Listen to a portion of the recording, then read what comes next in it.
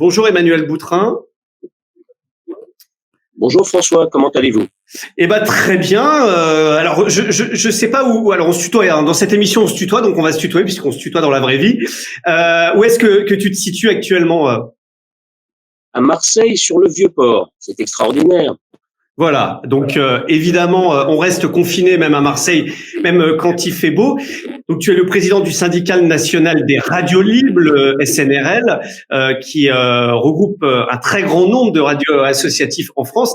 D'abord, avant peut-être de rentrer un peu plus dans le détail, comment vont les radios associatives en cette période exceptionnelle et assez angoissante?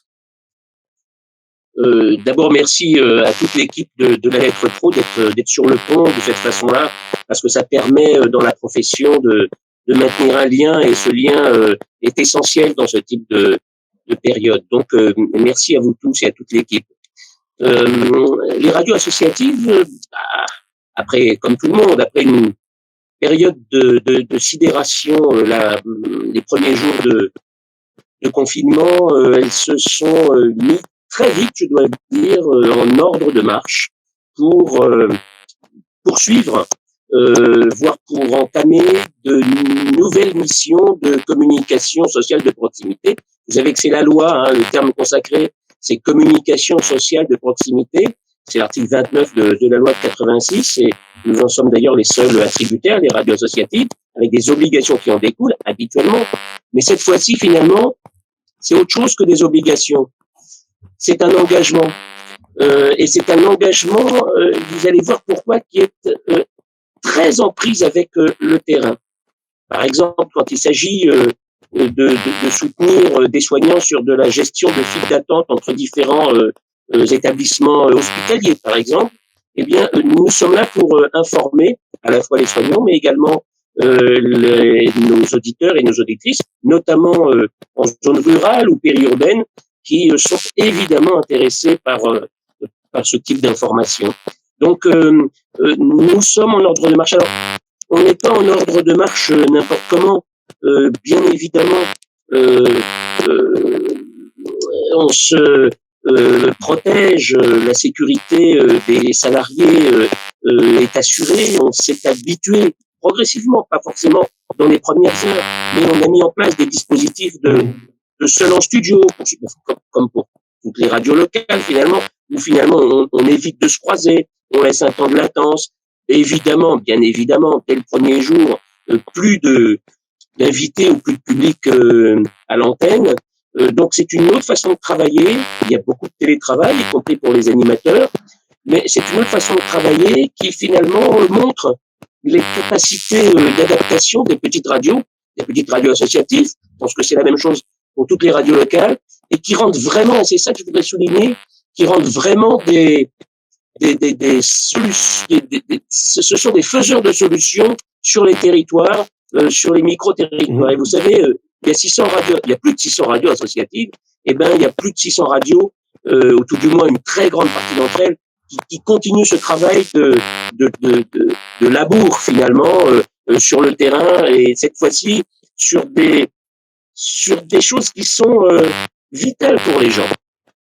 Ouais, on s'en parlait en préparant cette émission tout à l'heure. On a beaucoup parlé des radios privées qui ont massivement déménagé leur studio au domicile. Ce sera d'ailleurs un sujet qu'on évoquera dans un instant avec Jérôme Gaëry d'IP Studio. Est-ce que les radios associatives qui ont par définition moins de moyens financiers, moins de moyens pour s'équiper techniquement, est-ce qu'elles ont pu déporter peut-être une partie de leur studio pour assurer les émissions et respecter le confinement? Alors, d'une manière générale, on a fait un questionnaire là-dessus dès les premiers jours. Vous en avez fait le relais et je vous en remercie d'ailleurs. La réponse serait plutôt par la négative. C'est-à-dire qu'on préfère le seul en studio que le départ du studio. D'abord pour des raisons, vous avez tout à fait raison, de moyens. On ne peut pas déménager, nous en tout cas, on ne peut pas déménager des studios. Mais bien sûr qu'il y a des habitudes même. Alors, est-ce qu'il y a un défaut d'anticipation? Je ne sais pas, on verra ça pour plus tard, mais c'est vrai que les radios associatives avaient l'habitude des studios mobiles, vous le savez, et ils l'ont toujours. Mais ça ne veut pas dire qu'il puisse y avoir chez tel ou tel journaliste ou animateur une habitude de déporter un studio ou un micro-studio. Mais je sais que les solutions sont disponibles. Alors vous avez raison, il y a des questions de moyens financiers. On va l'étudier d'ailleurs avec la direction générale du média et des industries culturelles, avec le cabinet du ministre, pour faire face à l'avenir. Maintenant, de toute façon, il s'agit de quoi? Il s'agit de préparer les entreprises à ce qui va se passer à l'avenir. Donc, et c'est là où toutes les expériences, que ce soit pour les radios privées commerciales ou les radios locales associatives, c'est là où finalement toutes les expériences devront être mutualisées pour assurer, c'est le plus important à mon avis, pour assurer la présence de la diffusion radio sur les territoires avec autre chose que les programmations habituelles, il faut bien le dire, et c'est de la programmation orientée utilité, utilité sociale, utilité solution. Alors, on sait que les radios privées vont être fortement impactées par la chute du marché publicitaire. On entend des chiffres assez lunaires, 80-90%.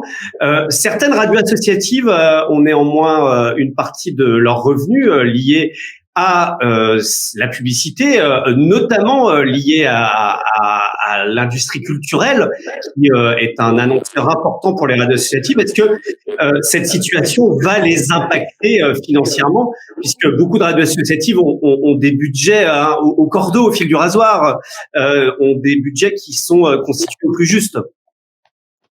Bien sûr qu'il va y avoir un impact. On a commencé à faire des études chiffrées, mais vous savez, cet impact, il sera sur une partie importante d'une partie du chiffre d'affaires, et ça sera jamais supérieur à 20%. Le ministre Franck Riester et la direction générale du média et des industries culturelles se sont engagés à maintenir le niveau de subvention nationale habituel. Les collectivités territoriales, dans la plupart des cas, vont suivre. Bien sûr qu'il faudra être vigilant, mais c'est vrai que notre modèle économique fait que on est, j'allais dire, heureusement, moins impacté que des radios qui ne vivent, bien naturellement, que de la publicité locale. Donc finalement, cet impact, il sera sur le volume de publicité qui ne sera jamais de toute façon supérieur à moins 20%, mais on a l'habitude de trouver, vous savez, on est très débrouillard dans les radios associatives, hein. Dans le temps, on appelait ça les artisans des radios. Donc, on est très débrouillard. C'est-à-dire que d'ores et déjà, on met en place des systèmes qui vont permettre de combler pour juillet, août, septembre et jusqu'à la fin de l'année, pour combler ce déficit de publicité locale. Bien entendu, vous avez raison, toutes les initiatives culturelles, micro-culturelles, j'allais dire, sur une ville, sur un village, sur une vallée, sur un quartier, sont impactées puisqu'il y a plus d'initiatives. Mais c'est pas pour autant que la radio sera directement impactée. Mais bien entendu qu'on est en train de chiffrer l'impact. Maintenant, il ne faut pas avoir une vision catastrophiste. Nous, on a plutôt une vision très optimiste de la situation. C'est-à-dire que qu'est-ce que c'est que l'agilité d'une entreprise associative dans un cadre de crise sanitaire, mais ça pourrait être autre chose. De toute façon, on l'a vu avec d'autres types de crises. Nos radios à Saint-Martin et Saint-Barthélemy, nous en avions 4 qui ont été totalement détruites. Pourtant, elles ont réémis, je dis bien totalement détruites. Elles ont réémis 3 à 4 jours après. Comment, pourquoi? On se débrouille. Groupe électrogène. Vous savez, c'est ça là aussi l'agilité d'une entreprise. C'est pouvoir continuer à... Alors, c'est vrai que notre capacité à inventer est essentielle, et en tout cas, nous n'en sommes évidemment pas à la destruction des radios, nous en sommes au confinement, nous en sommes à une autre organisation du travail, nous en sommes à chercher d'autres types de financement, mais moi j'ai bon espoir que nous arrivions à surmonter tout ça. Je n'ai même non seulement bon espoir, mais j'ai aucun doute. Alors juste avant de terminer cet entretien, un mot du FSER. C'est une question qui est évidemment dans le sujet des radios associatives, puisque une grande partie de leur financement provient de ce fonds. Il y a un décalage, hein, c'est une info qui a été donnée il y a quelques jours, un peu plus de délai pour renvoyer le dossier, mais en tout cas, vous me disiez en préparant cette émission que vous teniez à ce que ces demandes de subventions se fassent vraiment dans les clous, qu'il n'y ait pas des subventions envoyées comme ça juste pour aider une radio dans la situation un peu confuse actuelle. Vous avez tout à fait raison. La subvention, c'est une contrepartie d'un cahier des charges. Ce cahier des charges, on doit l'assumer dans n'importe quelle difficulté qu'il puisse y avoir, parce qu'on en est fier de ce cahier des charges. On est fier de notre rôle que nous a confié la loi et que nous confie finalement la puissance publique et la République. Et on doit en effet continuer à être sur le terrain au mieux que possible en assurant la sécurité des salariés. Et c'est ce que nous faisons. Oui, nous avons demandé un report de la date limite du dossier du FSER. Nous l'avons obtenu au 15 mai au lieu du 15 avril. Donc c'est très bien, c'est suffisant.